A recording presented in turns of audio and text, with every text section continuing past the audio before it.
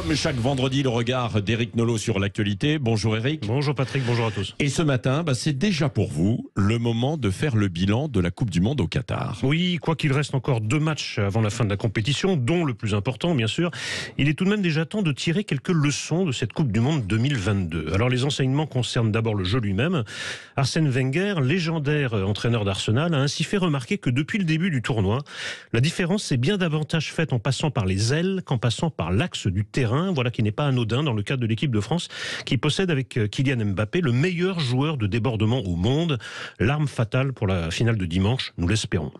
Autre évolution notable, les gardiens de but ne balancent plus systématiquement comme autrefois ces grands coups de pied de dégagement dont ils espéraient qu'ils retomberaient sur la tête d'un partenaire. Ils préfèrent désormais relancer par l'intermédiaire de passes courtes, ce qui suppose beaucoup de sang-froid et une grande maîtrise technique de la part des défenseurs dont la hausse du niveau est de fait très spectaculaire depuis quelques années. D'autres évolutions techniques mériteraient d'être mentionnées, mais l'essentiel des enseignements à tirer du mondial qatarien se situe bien sûr dans le domaine extra-sportif. Alors, à quoi pensez-vous plus précisément, Éric Nolot ?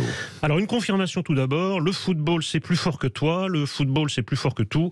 Les appels au boycott ont fait pchit, aucun argument n'a porté, il n'a servi de rien de dénoncer une aberration écologique, un non-sens sportif ou un scandale moral. Même les conditions très douteuses de l'attribution de la Coupe du Monde au Qatar, dont l'affaire de corruption qui éclabousse depuis quelques jours le Parlement européen est venue raviver le souvenir, ne pèsent d'aucun poids dans la balance pour des millions de personnes et encore moins pour les Français que pour d'autres Européens. Autre confirmation, toujours au sujet des Français, nous ne sommes jamais aussi forts que dos au mur quand tout semble perdu et que nous retournons la situation en serrant les rangs. L'histoire et le football nous en ont donné maints exemples, dont celui de ce parcours en Coupe du Monde auquel, il faut être honnête, presque personne ne croyait à la veille de son coup d'envoi. Mais le principal bouleversement, et de loin le plus inquiétant selon moi, concerne le glissement du football entendu comme l'affrontement symbolique entre des pays, au football entendu comme la mise en scène d'un conflit de religion. D'un côté, un joueur marocain dédie la victoire de son équipe contre le Portugal à tous les pays musulmans. De l'autre, une partie de l'extrême droite tente d'ériger, bien malgré lui, Olivier Giroud en champion de la chrétienté, j'insiste sur le bien malgré lui, ce même Olivier Giroud étant régulièrement opposé à son concurrent au poste d'avant-centre de l'équipe de France, Karim Benzema, lui-même de confession musulmane.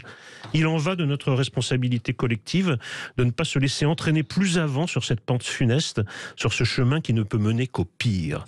La France chrétienne n'a pas battu la coalition des pays musulmans, l'équipe de France l'a emporté sur une valeureuse équipe du Maroc. Le maillot bleu que portent Karim Benzema, Olivier Giroud et tous leurs coéquipiers symbolise ce qui nous unit au-delà de nos différences de tous ordres. Tous deux représentent la France et en aucun cas une croyance religieuse ou autre. Le poison du communautarisme s'insinue décidément dans les moindres recoins de notre pays.